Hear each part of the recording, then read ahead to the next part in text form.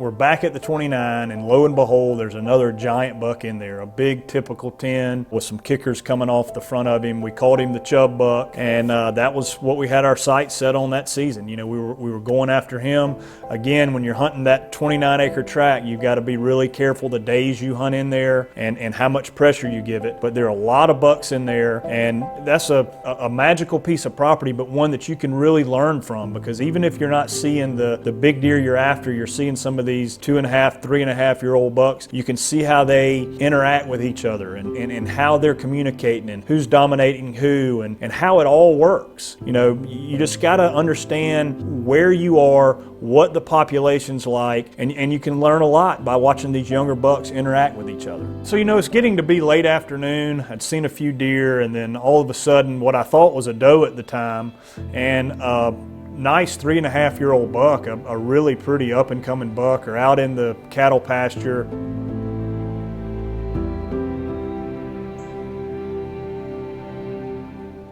He's bristling up, he's posturing, and the little guy can't figure out what's going on, but he knows he doesn't want to get too close to him, and got to watch the 3-year-old kind of run off the younger deer, and just seeing these bucks interact and how they kind of communicated with each other was just a really neat experience.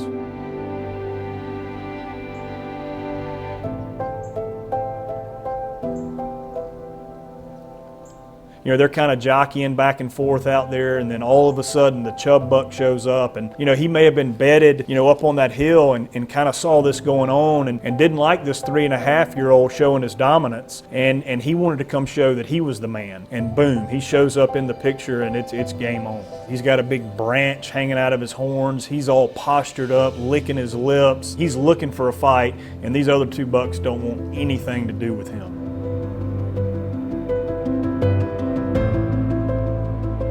You know, when we talk about the deer bristling up, you know, that's the hair standing up, and they almost take on this black color, and that's just showing his sheer dominance. You know, he's got that white Roman nose, just an older, big, bully, dominant 6.5-year-old buck, and he's not going to put up with any junk. There's no question about it.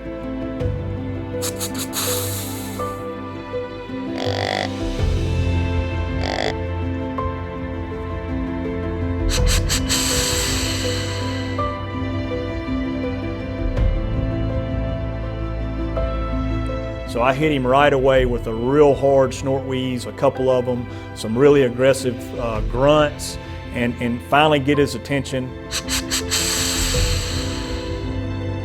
And sure enough, he starts coming my way.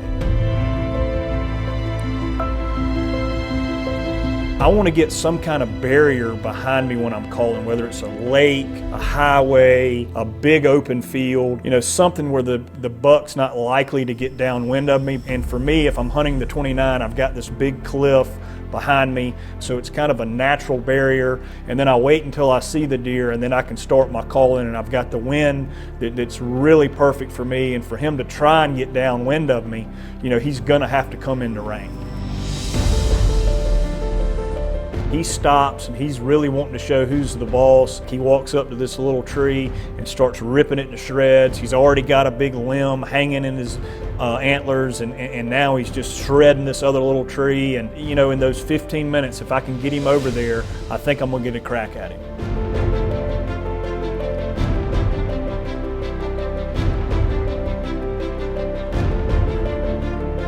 So he commits and he starts coming to me, but like so many big deer do, I know we talk about this over and over and over again, he's taking his time, we're running out of light, he gets to about 80 yards, he locks up, he's standing there, and then I'm battling. Do I grunt, do I not grunt? Is he gonna turn around and go back to those other deer?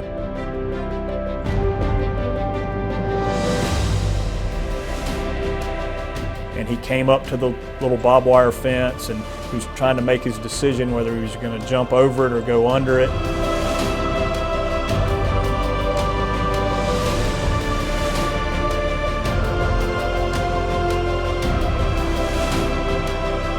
And he jumped over it, and now he's right in the kill zone. He's inside 25 yards. I'm at full draw.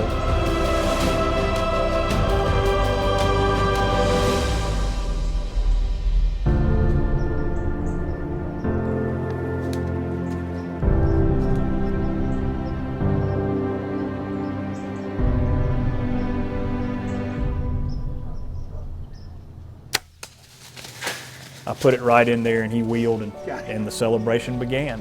Got him. Same tree. I've killed 3 out of this exact same tree. Another Boone and Crockett. I mean, he is a beautiful, beautiful 10-point. You know, we say it all the time, rather have the right 5 acres than the wrong 5,000. And I think this place right here, little 29-acre tract in the right spot proves that. I mean, it's an incredible place. And every year, if a big one gets in here, you can kill him. I snore-wheezed at him, and he came in to fight, and here he is. So, you know, the keys to success on this hunt, you know, they match up with the last 2 years.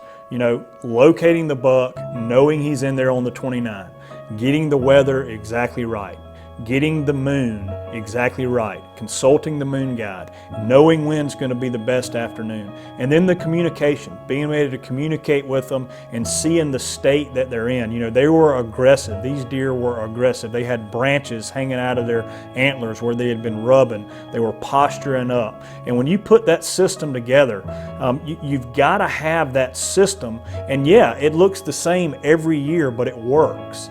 533 inches of antler on 29 acres, 3 years in a row. I mean, what more do you need to say?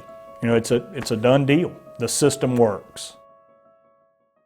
The Deer Hunter's Moon Guide tells you the best days, times, and locations to encounter a mature buck on his feet during daylight hours. Are you tired of hunting nocturnal trail camera bucks? Do you ever wonder why bucks only show up during daylight on certain days each year? The Deer Hunter's Moon Guide is here to help. The Moon Guide is unlike any other lunar tool you've ever seen. It's not related to the moon's phase. The Moon Guide utilizes elements such as the moon's gravitational pull, position, and other scientific elements that affect deer movement.